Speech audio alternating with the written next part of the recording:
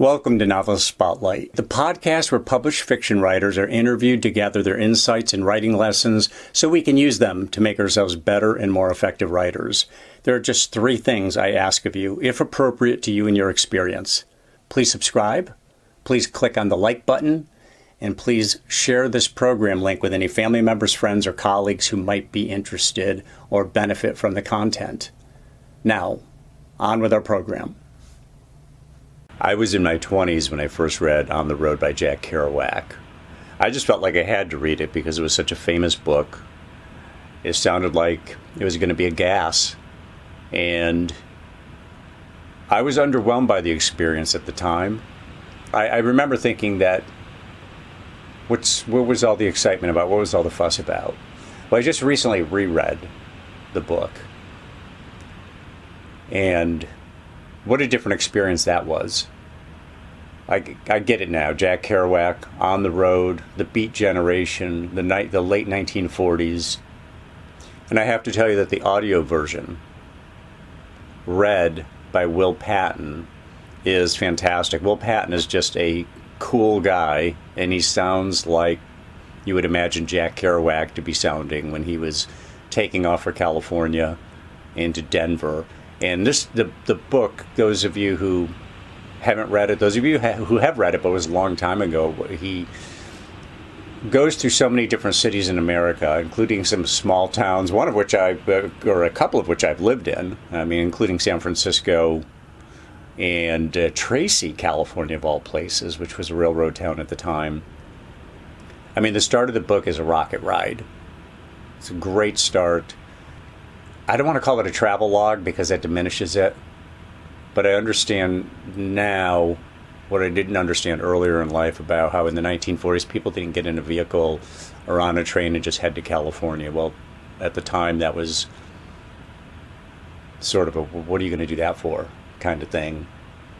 Let me read you the first paragraph of his obituary from the New York Times because I think it sums the man up nicely. It says, Jack Kerouac, the novelist who named the Beat Generation and exuberantly celebrated its rejection of middle-class American values, died early yesterday of a massive abdominal hemorrhage in a St. Petersburg, Florida hospital. He was 47 years old. 47. I didn't even know what Jack Kerouac looked like, and as I was listening to the audio edition of On the Road, looked him up. Very handsome guy. Obviously had no trouble attracting people to himself. And then I went to see the movie. I mean, I ordered the movie off of YouTube and just Chromecasted it to the big screen. And if you like a sexy, fast-paced, mad dog movie, good watching. And this is after I had read the book, so it didn't try to be the book. And because those of you who have read On the Road, you know from the nature of the book that it actually can lend itself well to a movie because you can just pick your shots. You can just, literally pick your cinematic shots from the book.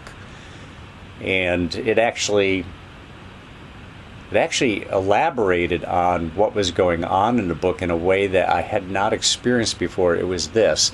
There was a lot of stuff not said in the book because it was the late 1940s and you didn't talk about sex or homosexuality at that time in writing, and the movie brought that to life. Francis Ford Coppola was not the director of the movie, but he was involved in the movie, and I forget who the director was, but it's worth seeing the movie.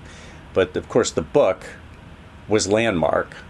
And one of the amazing things about the book is that Jack Kerouac had spent something on the order of 60 plus days. I think it was 67 days at a fire lookout. So basically he spent 67 consecutive days alone in the forest in a tower looking for fires. And it was after that he ended up writing the book in a matter of 3 weeks.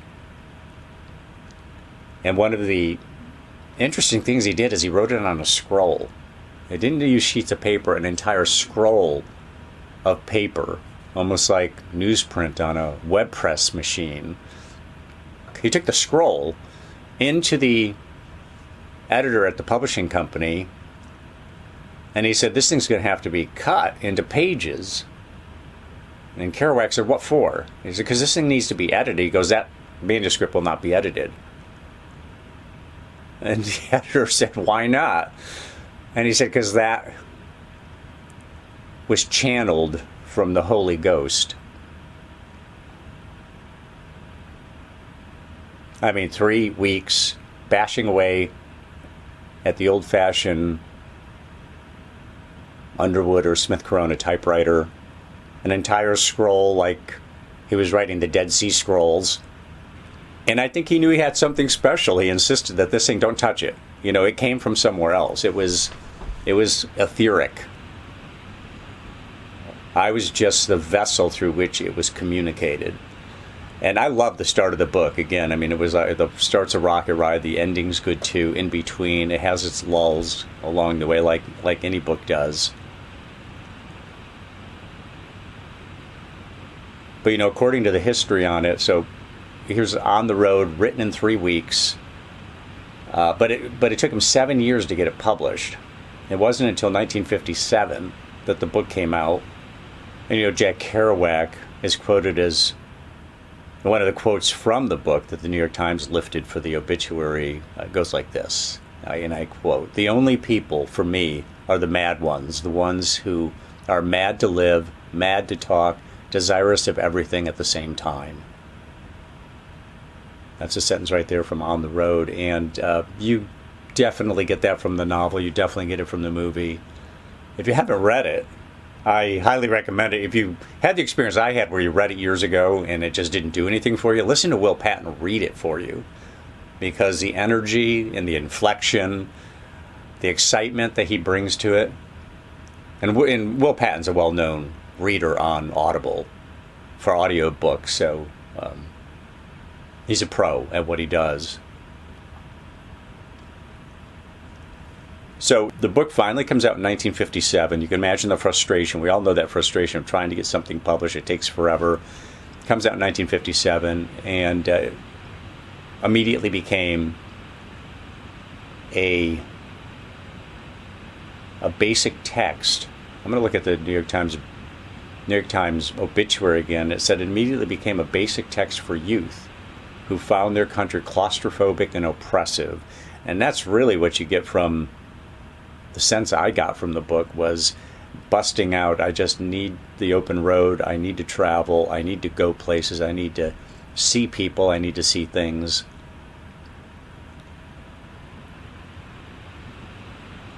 What Jack Kerouac did with On the Road is he innovated. I mean, the people who admired Jack Kerouac talk about this as a landmark novel. It's a major literary innovation. And there was stream of consciousness writing there. There was the act of writing about oneself. I mean, today autofiction or autobiographical fiction is very popular, but at the time you didn't write about yourself. So Jack Kerouac's subject was Jack Kerouac. And his method of writing was bursts of spontaneity. Took lots of notes. That's one of the things that the movie showed him, taking a lot of notes as he traveled. The book, of course, doesn't talk about that because he's actually just laying it out there. All those notes that he took along the way were laid out there. In the book itself, it wasn't maybe a self-conscious. I mean, today the book doesn't feel self-conscious because nowadays people write that way. People write about themselves all the time, and not just in autobiographies, but in fiction. So Jack Kerouac is known as the father of the Beat generation. These are young people who rejected middle-class values and lived different lives. Not the first time that's happened. I mean, it's still happening now. It's always happened, and it's always going to continue to happen. But what a turning point that was in American history when young people started thinking in terms of living a life that wasn't so restricted, where they just kind of spilled out and decided that mom and dad's life was not the life that they were going to live. And I said earlier that Jack Kerouac said no, this book is not going to be edited. It was channeled from the Holy Ghost. But he also regarded revision, like revising your writing, as a form of lying. I mean, writers think in terms of editing. Write it and then you edit it and you refine it and you refine it. And there's multiple drafts of it. And Jack Kerouac just thought it came out that way for a reason. And to mess with it is to start to pervert it. I remember I had a college roommate who was a composition major who was very much along these lines. He wrote his composition, and another music major who was there with him said, "Aren't you going to revise that?" And he said, "No." He says, "I never do." "Well, why not?" And he says, "Because that's what I was feeling at the time, so that's what I'm going with." And the other roommate said, "You're just too lazy. You're just too lazy to revise it. You're too lazy to rewrite it. Take the time to do it." Well, Truman Capote kind of dug that with Jack Kerouac, as he called his method of composition typing, not writing. And that's not what I got from the book. I mean, the sentences communicate, the paragraphs communicate, the story rolls on, characters evolve. The famous Allen Ginsberg is one of those characters. Right? Apparently appears under multiple names in there, and On the Road. But Ginsberg regarded Kerouac as the greatest American poet of his time. Now Ginsberg, who was gay, certainly had a crush on Kerouac. Who was not gay, to my knowledge. But he liked hanging out with the dude. It was lots of fun. And Dean Moriarty, and what a character he is. If you remember Dean, it starts right off with Jack and Dean. And Dean, who also has passed, was a maniac. He was a maniac. But he was an endless source of excitement and fun. Jack had a problem with drinking. I mean, he was born in Lowell, Massachusetts. His dad was French-Canadian. He was a printer. Jack spoke French early in life. An athlete in high school, played football, heads off to Columbia University, the great Columbia University in New York City. Served in the military during the war. But he was in the Navy only briefly, and then he was discharged as a guy having a quote-unquote schizoid personality. So Jack was different. That's what made him special, really. So after they boot him out of the Navy, he returns to New York City. He became good friends with Allen Ginsberg, who was at Columbia at the time, an undergraduate student at Columbia. Meets William Burroughs, another famous member of the Beat Generation. He's a descendant of a wealthy St. Louis family. So you got this interesting and combustible mix of characters. So in On the Road, I mean, the dude was constantly on the road. He goes from New York to Denver. He goes to San Francisco. He goes to Mexico City. He goes back to New York. Along the way, he also hit places like Tracy, California. He hit Fresno, California. Lots of places he names in the book that just small towns, places that I've spent some time in my life. So it's always interesting to read a classic piece of writing that takes you to places that you've spent time. So the history on this is that Jack Kerouac did a lot of traveling with a guy named, he was a young drifter from Denver. His name is Neil Cassidy, who became the main character in On the Road, meaning Dean Moriarty. And this guy had a hunger for experience, and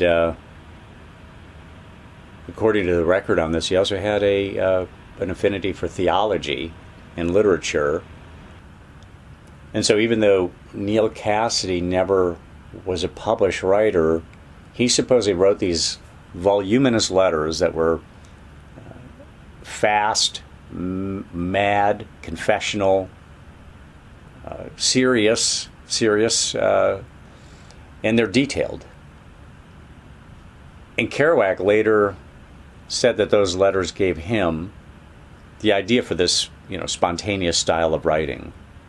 And so the inspiration, I never knew this, but the inspiration for On the Road was a letter that Neal Cassady wrote to Jack Kerouac that was 40,000 words in length.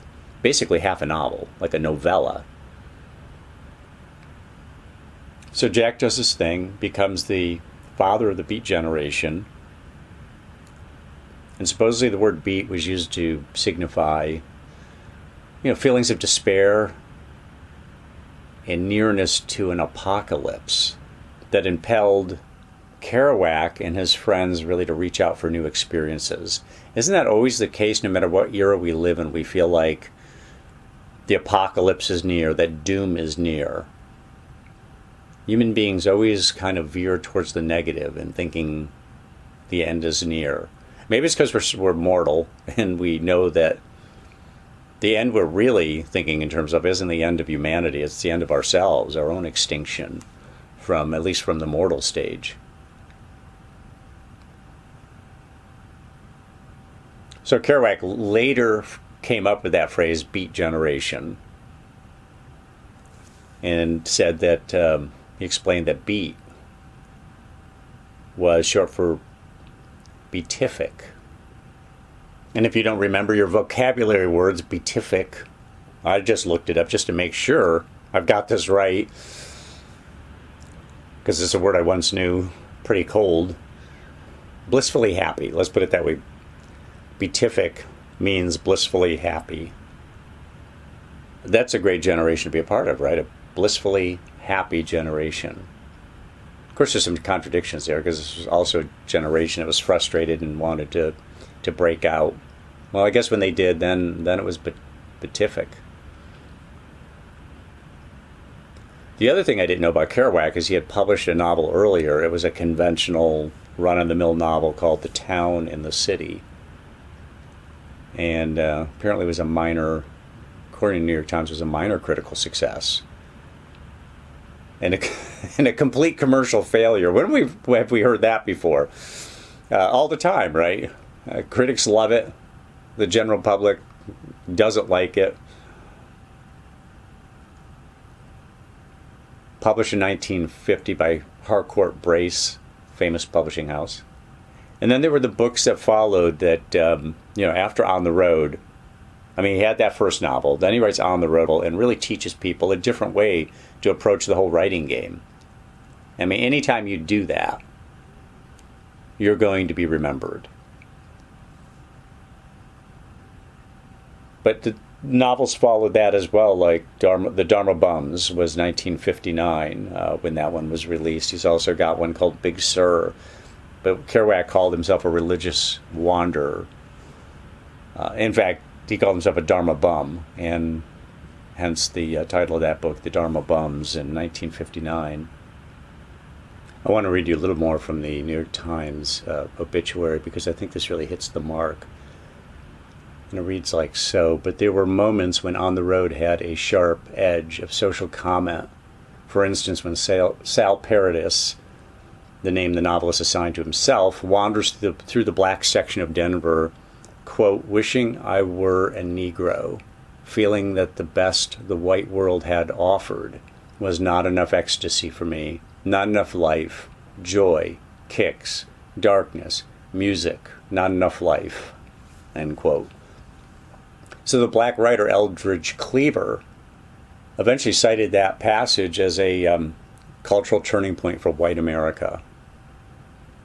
I don't know how true that is, but I will say that Kerouac obviously noticed those stark cultural differences, especially at the time, I think, between how white people and black people lived in terms of how emotive they were. So Kerouac, married 3 times, typical of a male writer, right, that they've got multiple wives, drinking heavily. Very common, at least in the past, that writers sat with their bottle of booze next to them. Was a lonely guy, very typical of writers. Isolation of writers. The time spent alone in a room, trying to express themselves in ways that they don't feel like they can express themselves when they're in usual social situations. And one of the things that was interesting to me is that I was watching a documentary on Kerouac. I wanted to dive a little bit more deeply into the man's character. He was a very patriotic American. I mean, he did serve in the military. He had to. It was wartime. But he was not a guy who was into radical politics. He wasn't looking to change the government or overthrow the government. He was a patriotic guy, but he wanted I guess you could say that isn't that what America embodies, that whole idea of freedom of choice and freedom of movement. You don't need a passport to leave your city or to go from one state to another. There are countries where you have to have your papers. You don't have that freedom of movement. The United States has always been a place where you could move about freely and basically do what you want to do as long as you're not harming other people. And I think Kerouac recognized that and thought this is something we want to preserve, not something we want to reject or not something we want to bring down. So I felt like I was on the road with Jack Kerouac while Will Patton was reading his book to me. If you haven't read On the Road, I recommend it. If you have read it, you might have had the experience I had and want to reread it. Again, the audio version, the audio version is not for everybody. I've said this before, I read all day because I'm a magazine editor and writer, and so when it comes time to evening time and I want to immerse myself in literary places, I like somebody to read to me. It's an old form of storytelling, back before we had the printing press, when people would tell stories to one another. I like somebody talking to me and telling me a story. I like to talk, but I also like to listen. And audiobooks are really well suited to me. It gives you the freedom of movement while listening. I can be driving down the street, I can be shopping at Costco, I can be exercising at home or the gym, taking a walk, lying in bed during the evening and listening to some really great stuff. So much of it's about the reader, of course. The writer and the reader. But yeah, you got to have a great reader. That's why those samples on Audible are critical. They don't really tell you whether the book is for you or not, but at least you know whether can I listen to this person for 10 hours or 15 or 20 hours. I mean, right now I've got a 37-hour book going. Simon Vance, another great reader, he's reading that one. It's a Magica by Clive Barker, who I want to talk about in a future podcast. So that's all I got. I know I've been meandering like Jack Kerouac running across the country. But I just wanted to say something about it. It was an experience to come back to this book, and an experience to be thinking in terms of a time in our literary history, in our country, first of all, when people started to do things that were different, that were adventuresome. And then the writing of a book that made a mark. I mean, it still is making a mark to this day, but at the time it really made a mark. Really I'm sad that Kerouac died so young, because who knows what he might have also written. There is another book I didn't mention, The Subterraneans, which is another one of his, supposedly his most popular, or one of the most popular. Obviously, On the Road's the most popular.